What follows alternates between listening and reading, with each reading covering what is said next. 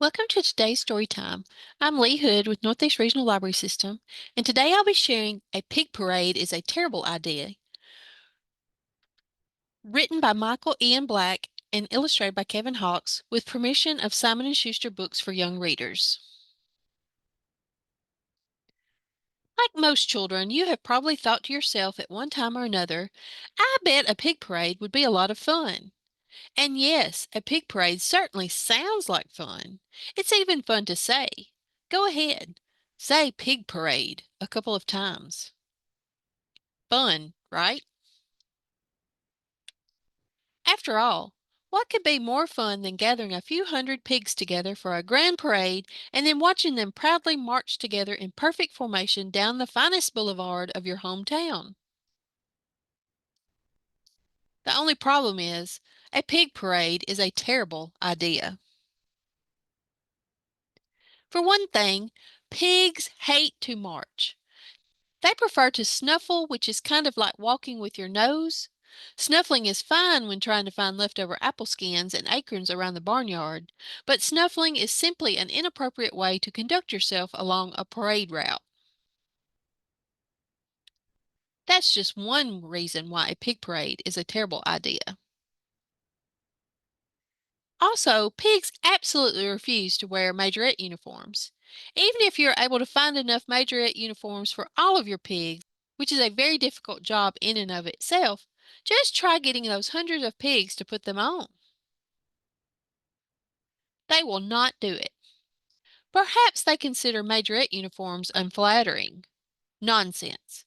Everybody looks sharp in a majorette uniform, even pigs, especially pigs.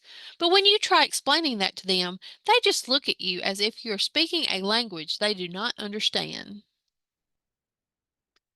Again, a pig parade is a terrible idea.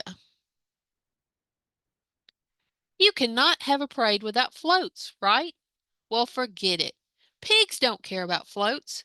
Pigs don't care about all the time and energy you spent creating a Three Little Pigs float or a Wilbur the Pig from Charlotte's Web float. In fact, the only floats pigs care about are root beer floats, which they love. Then there's the matter of music. Pigs have horrible taste in music. If you give a group of pigs marching band instruments to play, do you think they will play good, spirited marching band music? No, they will not. They will play sad, sad country music ballads with titles like My Tears Are Wet 'Cause My Mud's Gone Dry, and I Just Want to Plop Into This Bucket of Slop. That kind of music is fine for slow dancing at hoedowns, but it is not appropriate for a parade. Face it, a pig parade is a terrible idea. Finally, there are the giant balloons to consider. Everybody knows that giant balloons are the best part of any parade. Well, who do you think is going to hold all those balloons to keep them from flying away? The pigs, right? Wrong. Even if pigs wanted to hold the balloons instead of finding filthy puddles on the street to lie in, they couldn't do it. Because while pig hooves are good for digging up wild mushrooms, when it comes to holding giant parade balloons, they are simply not up to the job.